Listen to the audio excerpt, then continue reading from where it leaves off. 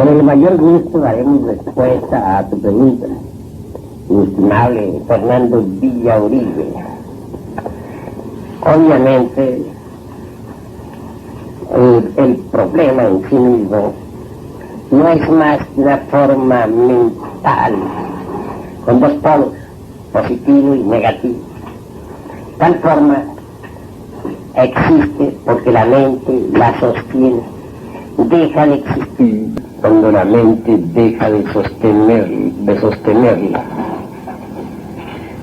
Nosotros no debemos tratar de resolver problemas.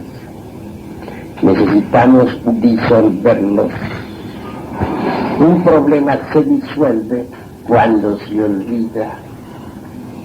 El hecho es el hecho. El problema es algo diferente. No hay que confundir al hecho con el problema.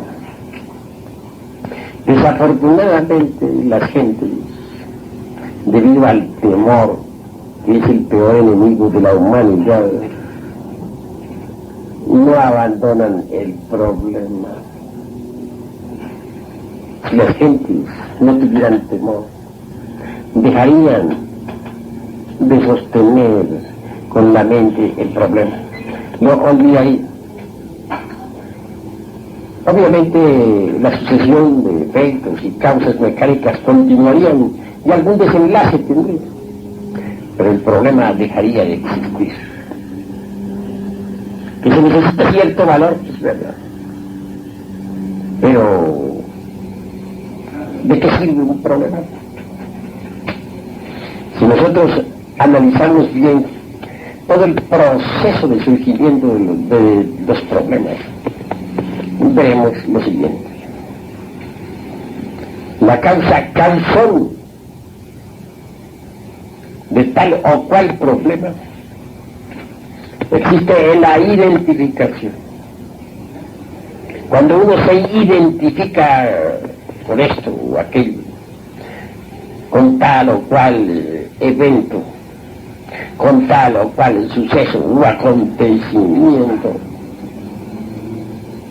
entonces viene el problema. Lo curioso es ese batallar de antítesis del problema.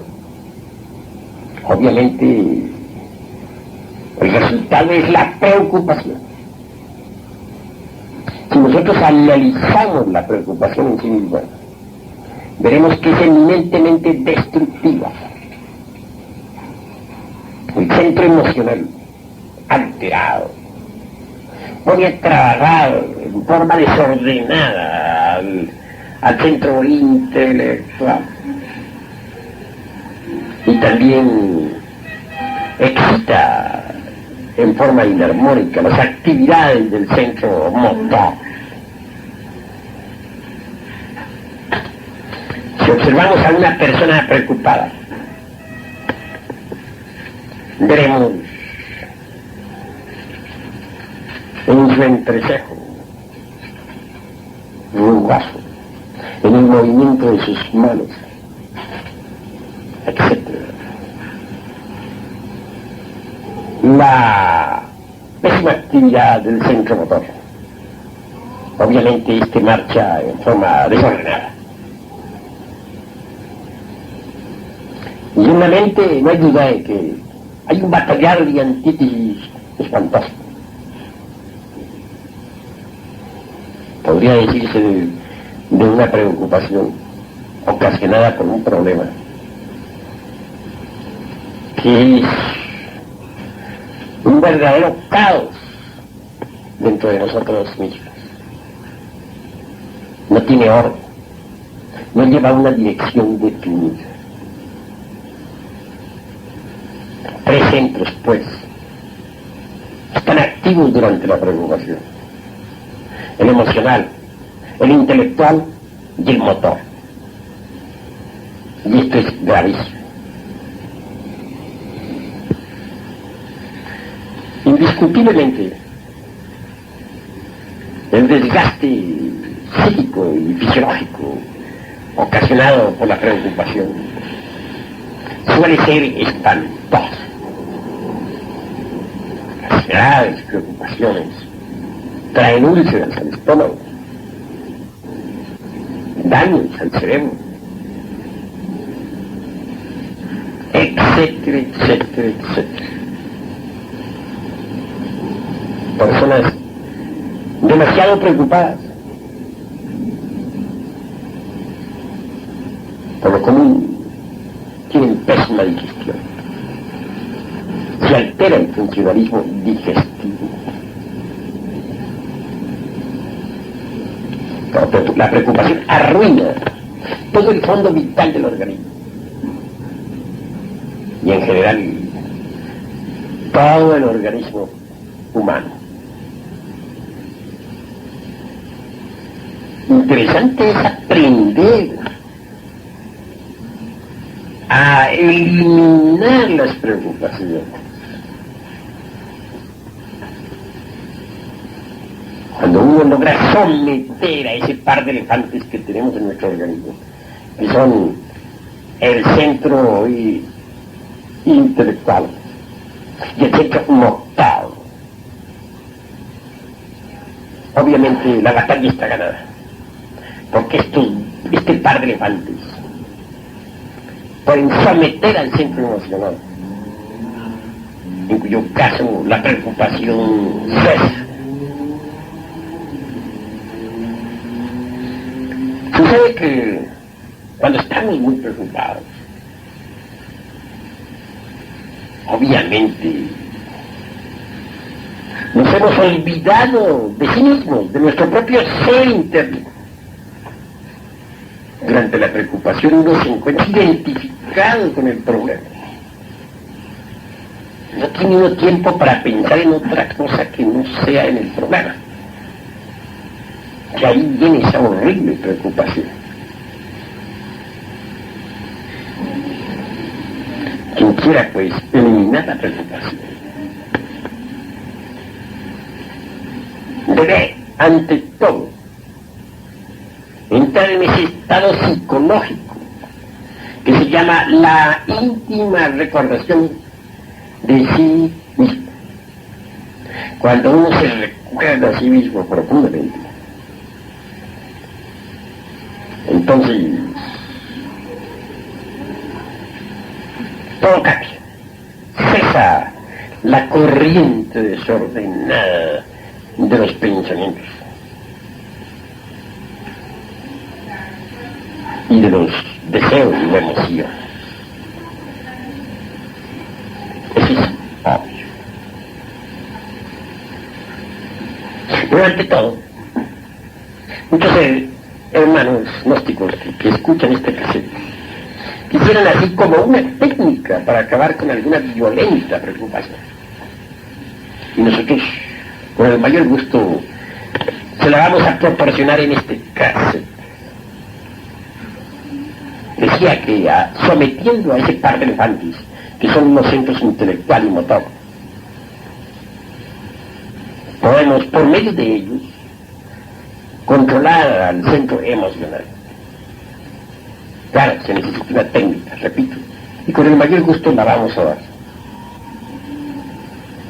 Para normalizar al centro motor, conviene relajar completamente el cuerpo.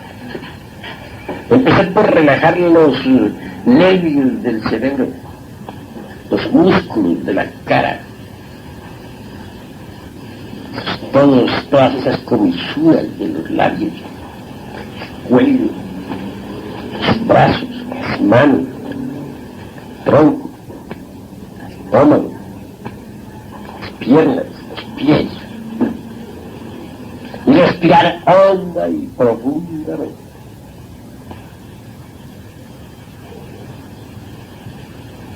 La sadhana aconsejable o la postura aconsejable para esta relajación: acostarse en su lecho o sentarse en cómodo sillón, así relajados y respirando en forma rítmica y profunda. Queda controlado el centro motor. En cuanto al centro intelectual propiamente dicho, tenemos que no hacerle caso al proceso ese raciocinio siliantitis. Si nosotros nos acordamos de nuestro propio ser interno, nos concentramos en nuestro Dios interno, obviamente nos olvidamos de todos esos procesos intelectuales, claramente en suspenso, ya sometidos a este par de elefantes que son centro motor y centro intelectual. Entonces, mediante los mismos, podemos someter al centro emocional. Es claro, una mente serena, tranquila, un cuerpo relajado. De hecho, son decisivos para que influyan en el centro emocional. Deja sus movimientos desordenados. Es decir, se aquietan las emociones, quedan en suspenso y la preocupación pasa. Pensemos en lo que es un centro intelectual quieto y en silencio, en lo que es un centro emocional quieto y en silencio, y lo que es un cuerpo físico completamente relajado. En esta circunstancia la preocupación ha dejado de existir. En estas circunstancias el problema ha sido olvidado. Problema olvidado es problema disuelto. Adviene la paz. Después de esta práctica, somos distintos. Si miramos el evento aquel que proporcionó la preocupación, que dio origen al problema, ya no lo vemos como lo estábamos viendo antes de la práctica. Lo podemos observar en forma distinta, diferente. Ha dejado de existir el problema, se ha acabado la preocupación. Lo que pueda sobrevenir después ya no nos importa. El miedo ha quedado también cancelado. Así pues, esto es lo que conviene saber en relación con los problemas y las preocupaciones. Hasta aquí mi respuesta. Quisiera preguntarle ahora cuáles son los 3 pasos de los cuales usted ha hablado para la destrucción de los egos, y también que nos aclare algo sobre cómo se disfrazan los egos para que sean más difícilmente identificables y por lo tanto más difíciles de destruir. Con el mayor gusto voy a dar respuesta a nuestro hermano Villa sobre este asunto de los yoes. Ciertamente necesitamos autoobservarnos para conocernos. En principio, nuestros estudiantes gnósticos no saben ciertamente qué es lo que deben observar.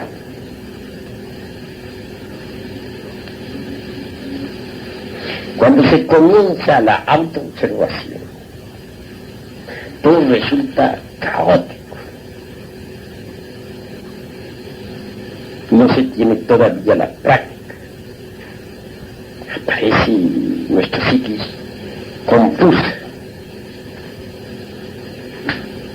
Conforme nosotros vamos desarrollando el sentido de la autoobservación a través del mismo ejercitamiento práctico, comenzamos también percibir vagamente algo de nosotros mismos que antes no conocíamos. Posiblemente descubramos que tenemos un defecto que antes nunca sospechábamos. Tal vez la mala voluntad hacia algo, posiblemente un deseo inferior o una emoción negativa,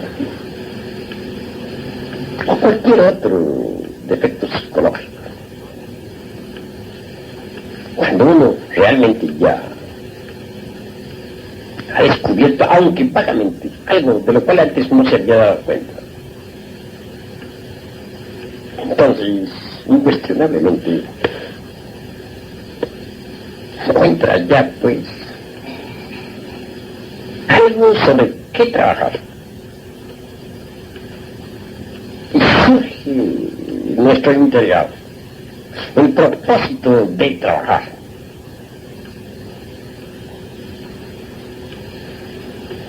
¿Cómo podría surgir tal propósito si no hubiese algo sobre qué trabajar? Solo sabiendo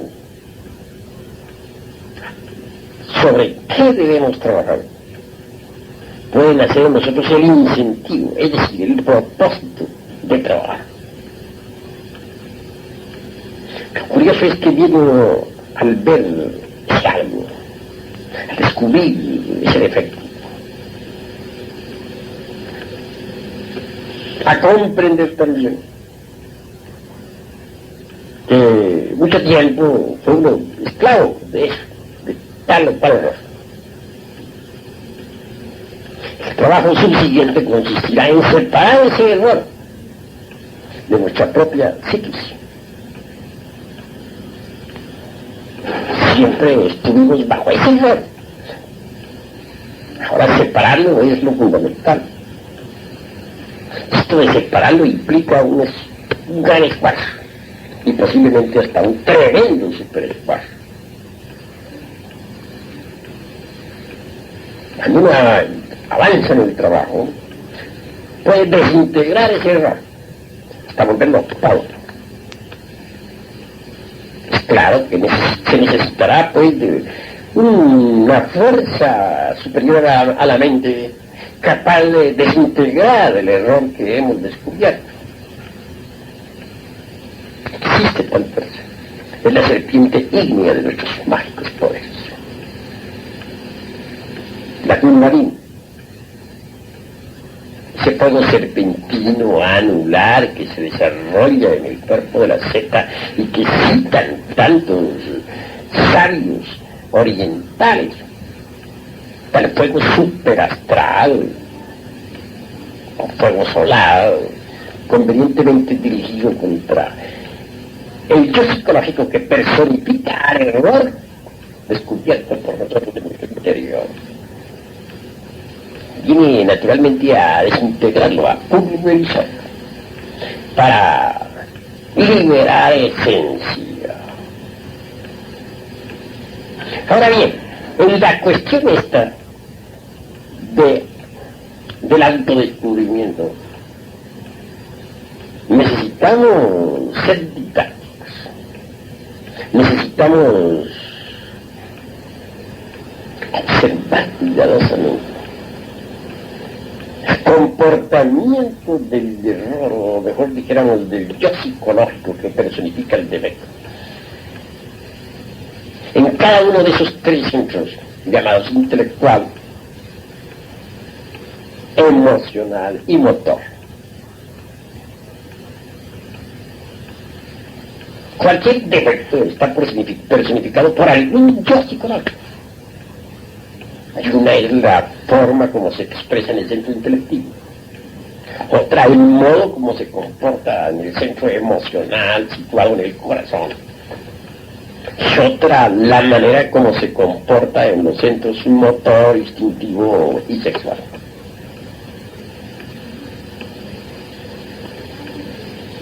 Esas tres formas de comportamiento de un yo, bien vale la pena que nos observemos cuidadosamente, porque observándolas podremos descubrir mejor ese defecto que queremos eliminar, ese yo que queremos erradicar de nuestra naturaleza psíquica. Así pues, cuando se me pregunta sobre los 3 pasos que quedan, me refiero exclusivamente a la observación minuciosa de tal o cual yo psicológico, en los 3 centros: intelectual, emocional y motor instintivo sexual. Vean ustedes que los centros motor, instintivo y sexual los resumo como si fuese, porque son 3 centros inferiores que se coordinan para formar, dijéramos, en una especie de personalidad. Yo veo que en cada persona hay 3 personalidades muy marcadas: la intelectual, la emocional y la instintiva motor sexual. Son 3 personalidades que no se entienden, que nunca se han entendido. Estudiar cómo se comporta el yo en lo intelectual es básico, cómo se comporta en lo emocional es fundamental, y cómo se comporta en esos centros motor, instintivo y sexual es extraordinario. Al autoobservarnos, lo hacemos con el evidente anhelo de autodescubrir, de autoconocernos. Uno podría tener verdaderamente el propósito de trabajar sobre sí mismo si no se autoconoce, si no se autodescubre. Hay que saber que no nos conocemos a sí mismos, porque una cosa son las ideas o conceptos que uno tenga sobre uno mismo, y otra cosa es lo que es uno mismo. Estoy seguro que los que están escuchando este cassette no se conocen. Tienen sobre sí mismos ideas equivocadas. Si ellos se autoobservaran, descubrirían dentro de sí mismos elementos psicológicos insospechados. Es pues importante la autoexploración a través de la autoobservación.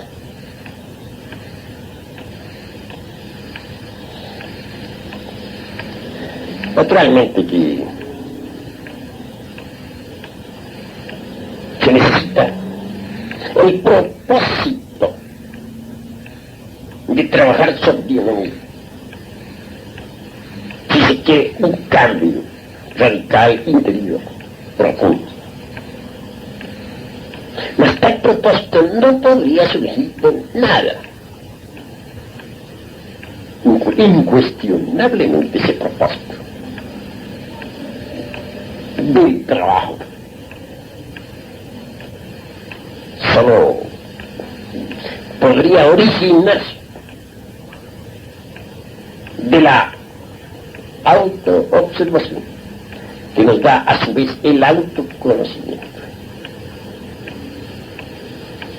Cuando uno descubre mediante la autoobservación la existencia de tal o cual elemento indeseable, siente en sí mismo la necesidad de un propósito. Claro que sí. Surge en uno el propósito de erradicar ese elemento de su naturaleza. Y si persevera en el propósito, pues al fin triunfa.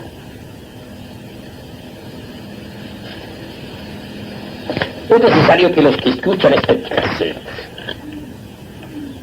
se propongan de verdad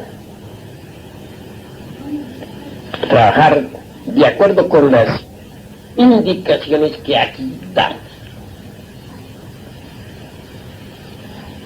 Hay, naturalmente, varias clases de propósitos en la vida. Alguien puede tener el propósito de hacer una profesión, titularse para vivir una vida en buenas condiciones económicas. Otro puede tener un propósito incipiente, cuál es el de conservar su posición, su capital, etcétera, etcétera. Se nos ha dicho, es verdad, que es un propósito en la vida. Uno sería como un barco sin vela y sin motor, o sin timón. Estaría condenado al naufragio.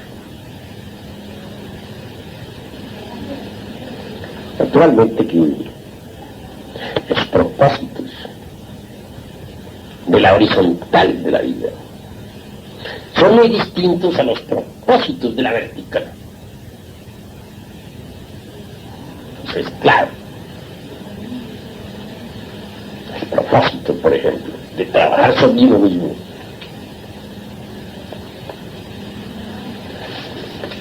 puede estar reunido con los propósitos de la vida tal como se procesa en la línea horizontal de la existencia. Aún más, los propósitos de la vertical no tienen ninguna significación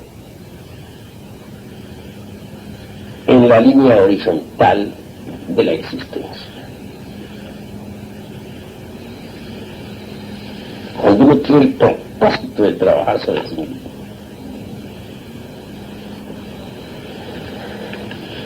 si otro conoce nuestro propósito, no le hallará sentido al espíritu.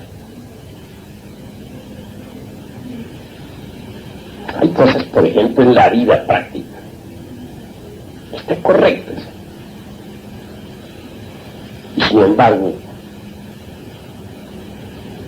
dentro del terreno vertical de la existencia, no están tan correctas. Quien se propone trabajar sobre sí mismo, incuestionablemente tiene las leyes que ha sometido a otras leyes, pero no son leyes que le perjudiquen, al contrario, son leyes que le benefician y que a la larga le permiten su liberación.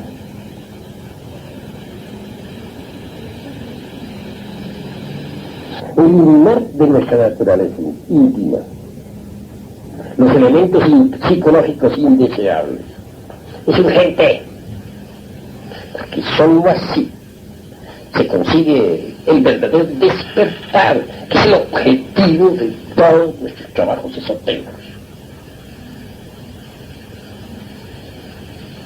Hasta aquí va, pues, la respuesta con respecto a los 3 pasos de que nos ha hablado nuestro hermano Villa.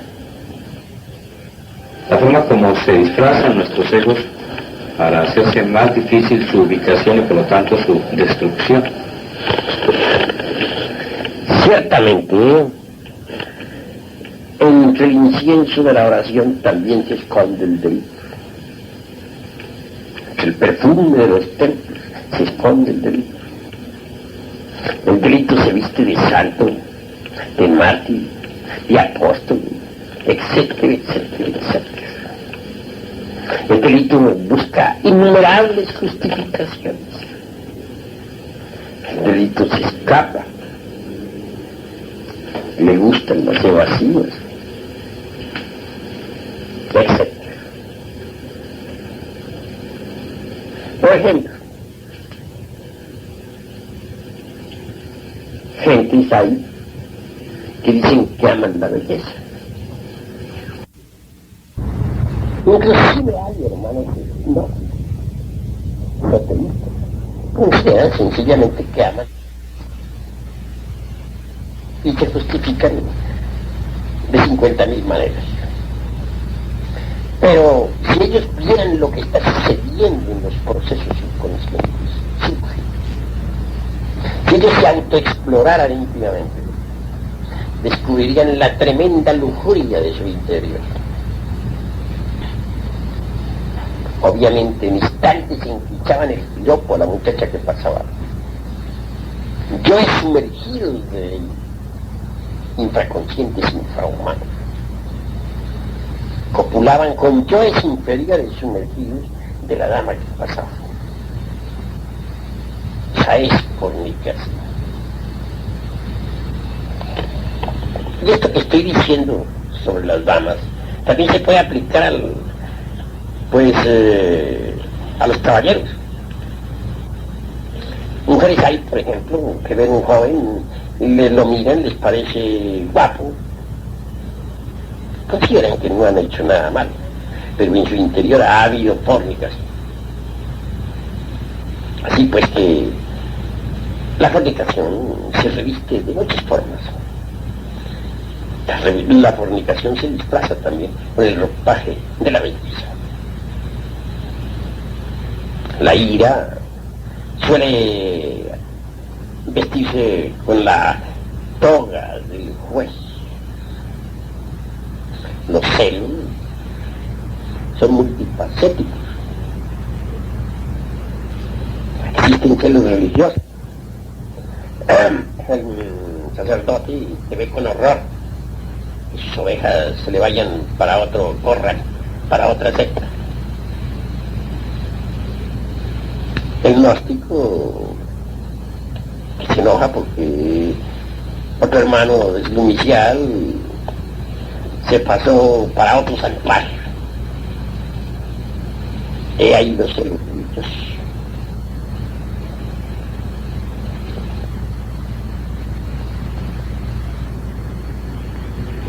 Iba a decir, el hombre celoso. Repito, el hombre celoso cuida mucho a su mujer. Considera que está rodeada de peligros. La encierra bajo 7 candados, etcétera, etcétera, etcétera. Mas en el fondo son puros celos. Así pues, el delito se disfraza de muchas maneras. En cierta ocasión el maestro Moria me decía, unirse con el íntimo es algo muy difícil.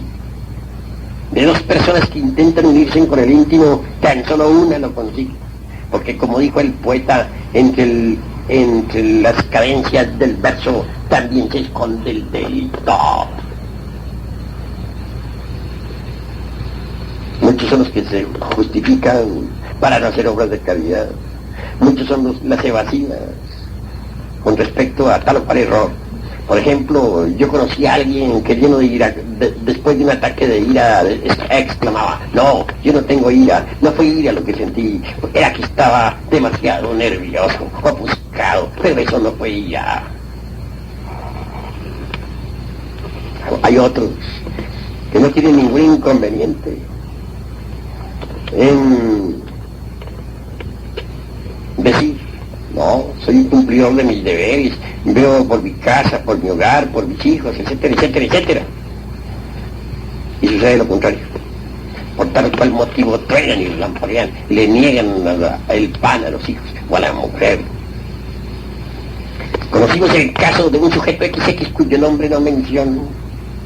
Él decía que quería llegar al Padre.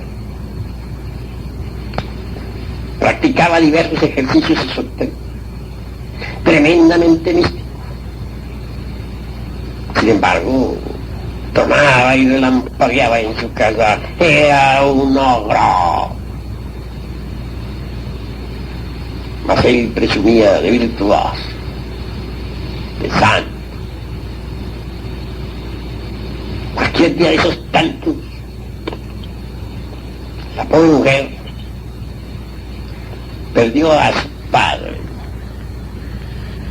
terrenal. Este dejó un legado para la misma, una finca muy hermosa en determinado lugar de México. Después que el ogro se hubo enterado de esa herencia, ordenó a la mujer que le entregara en forma total todos sus bienes. La infeliz se ofreció a una cantidad de dinero, mas él protestó iracundo diciendo, todo o nada. Y como la mujer temiese más tarde quedar abandonada por el ogro, resolvió no entregarle nada. Bien lo hizo, decimos nosotros. Airado el ogro, le exigió el divorcio. La pobre no quería en modo alguno tal divorcio, pues amaba a sus hijos y de ninguna manera deseaba que estos permanecieran sin padre. Mas el ogro, furibundo, no aceptó plazo y la infeliz se vio obligada a firmar carta de divorcio. Cuando visité al ogro, le hallé sumido en mística oración. Me hablaba de que quería llegar a su padre, de que quería autorrealizarse, etcétera, etcétera, etcétera. Era vegetariano insoportable, en un 100%. Se consideraba un sano, se lavaba las manos, se creía perfecto. No está de más concluir esta narración diciendo que hube de cortar esta amistad. Vi que resultaba inútil tratar de llevarle por la senda de rectitud.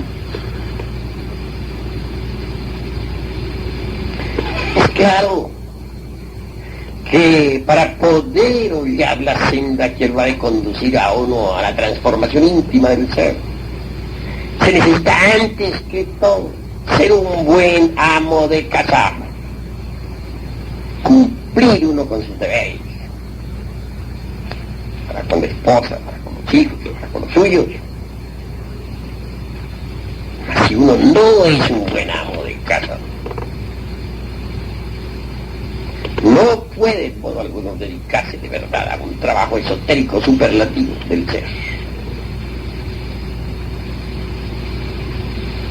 He conocido a muchos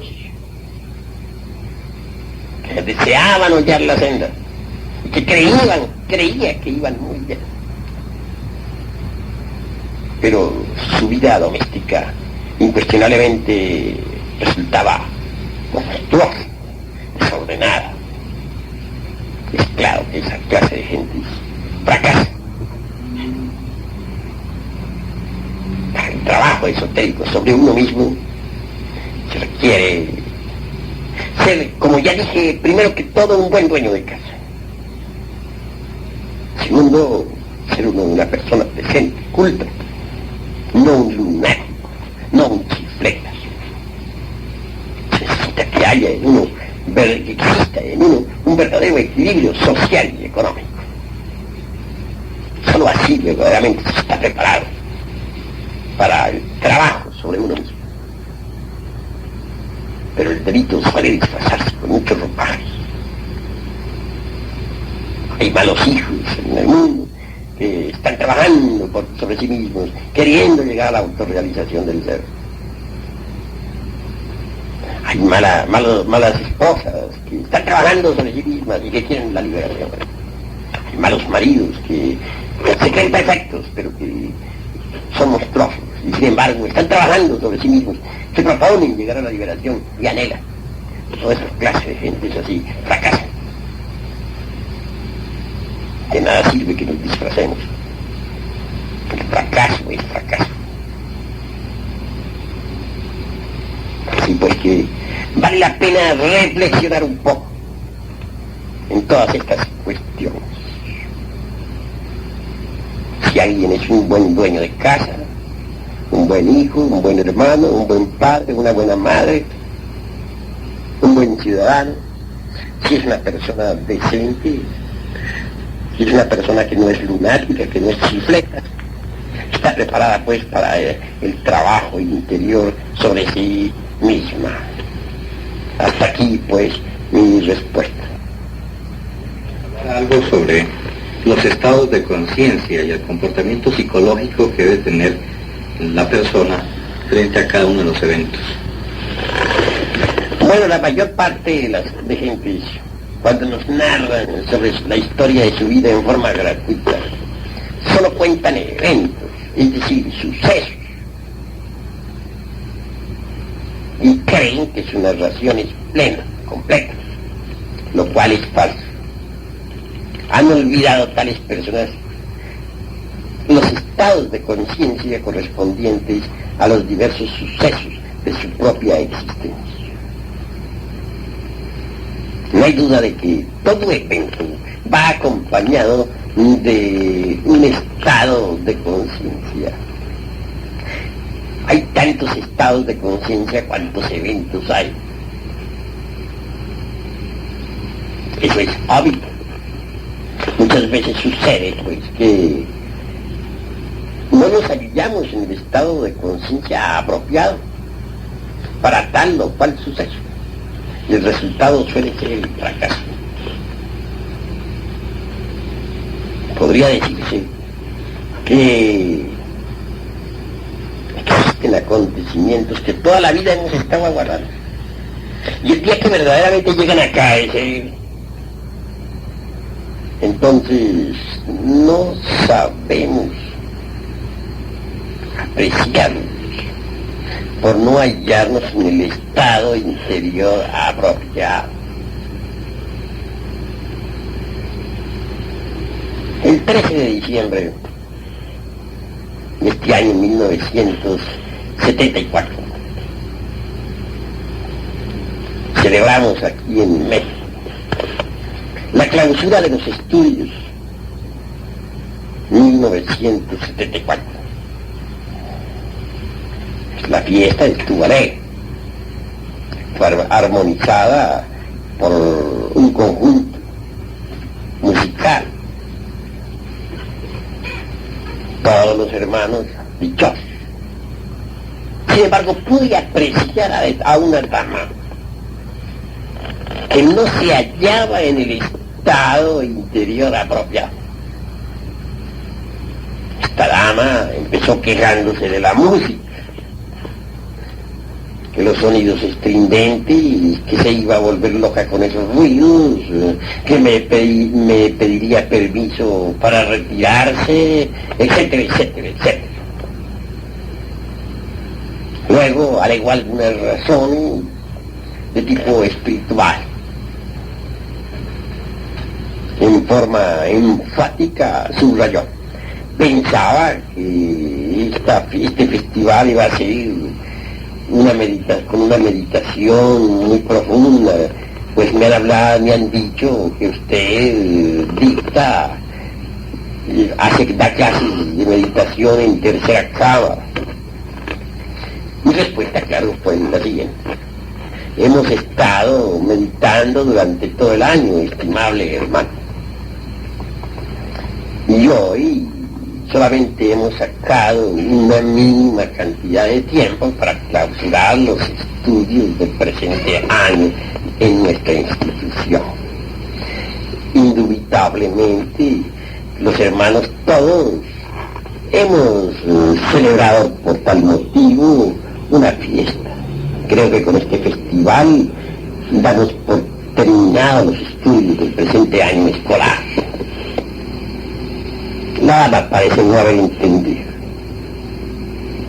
Cuando prosiguió con sus estados de nerviosismo con la música que resonaba alegre en la estancia, me limité a decirle dos palabras: paciencia y serenidad. Algo entendió la dama, mas al fin no pudimos evitar que se retirara.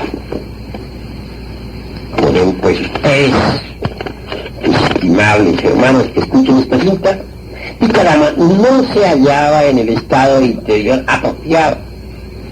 Entonces no supo realmente apreciar aquel evento maravilloso. Si analizamos un poco más a fondo esta cuestión de los estados interiores, vemos que son básicos, indispensables, cuando uno no quiere ser víctima de las circunstancias. Todas las gentes son víctimas de las calamidades de las circunstancias. Nadie sabe originar circunstancias nuevas. Pero si uno aprende a manejar sus estados interiores, no se convierte en víctima de las circunstancias.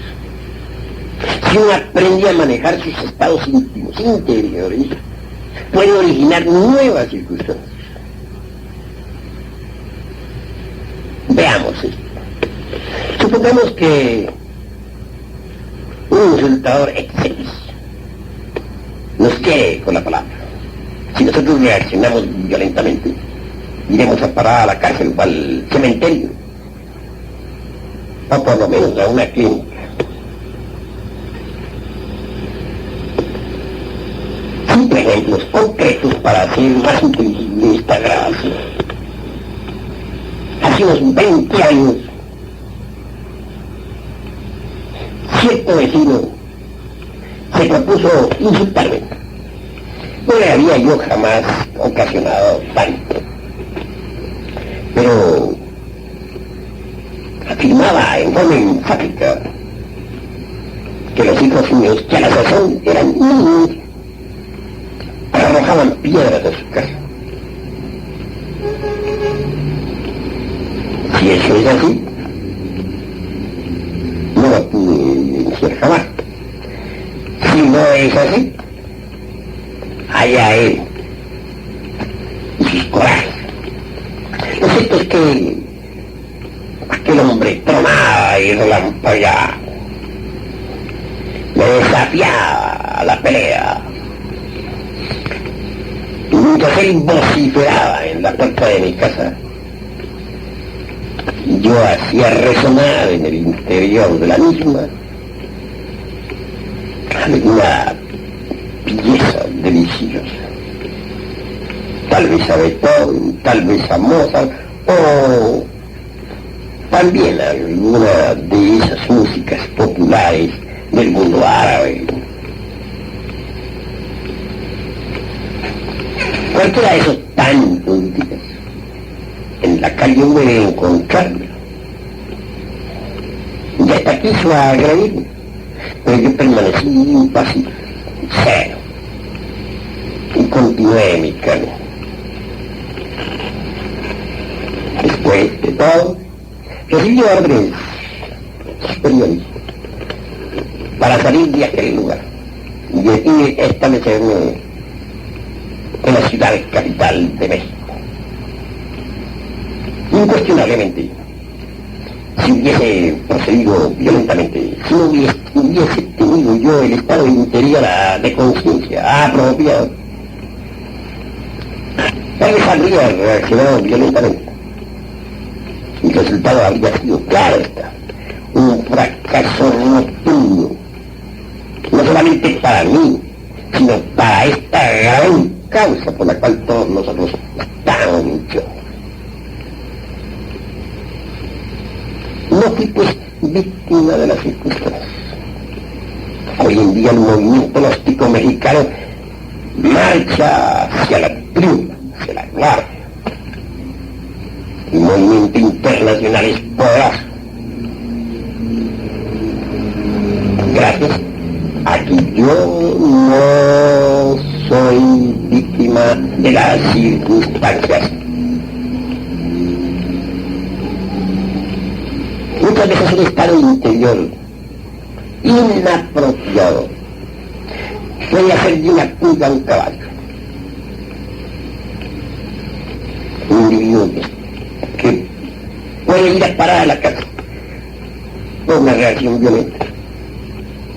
Si alguien nos ofende, por ejemplo, y reaccionamos con fuerza, podemos matar y iremos como homicidas a casa, desgraciando la totalidad de nuestra existencia. Pero cuando uno es dueño de sí mismo, cuando uno aprende a usar, dijéramos, el boleto apropiado para cada suceso, inevitablemente no es víctima de las circunstancias. Aún más, quien aprende a manejar voluntariamente sus estados interiores puede volcar las circunstancias, hacer de circunstancias desastrosas algo muy bueno. Puede aprender, mejor dijéramos, a sacar el mejor partido de las adversidades. No debemos olvidar que las peores adversidades nos ofrecen siempre las mejores oportunidades. Eso sí, necesita tener uno el estado interior apropiado si es que quiere realizar semejantes maravillas. Eso es obvio.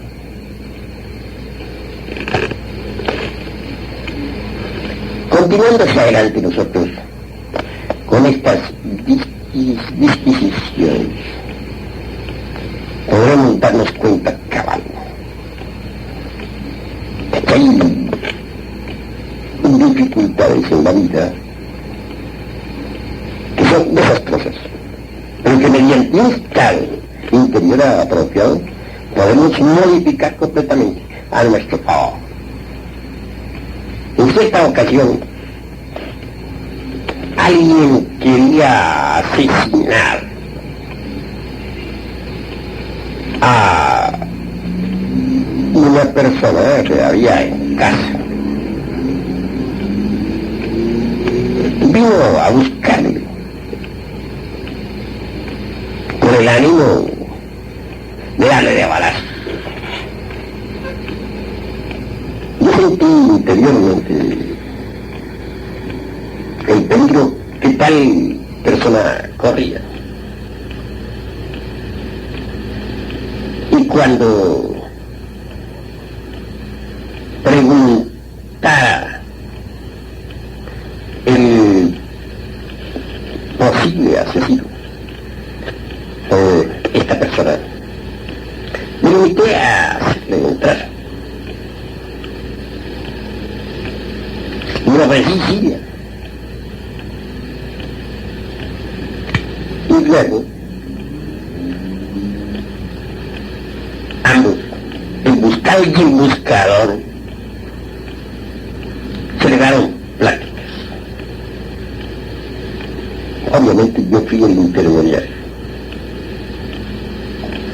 Las palabras que dije, lo que aquel dijo, etcétera, fueron motivos más que suficientes como para que aquel que venía con el ánimo de asesinar no asesinara y hasta se convirtiera en un gran amigo.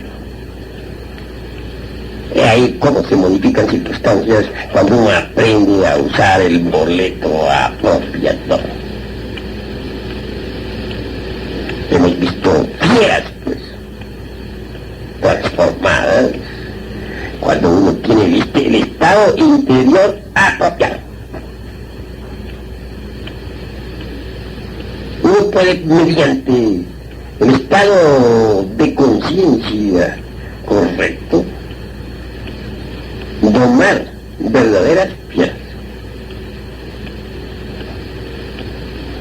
El que es víctima de las circunstancias, incuestionablemente no sabe manejar sus estados interiores. Y eso es lamentable.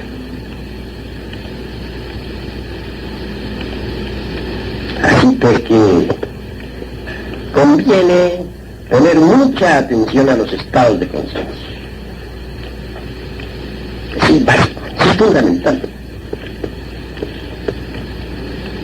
Desgraciadamente, la gente le da más importancia al evento que al estado interior. Yo digo que la forma como reaccionemos ante el evento es más importante que el evento mismo.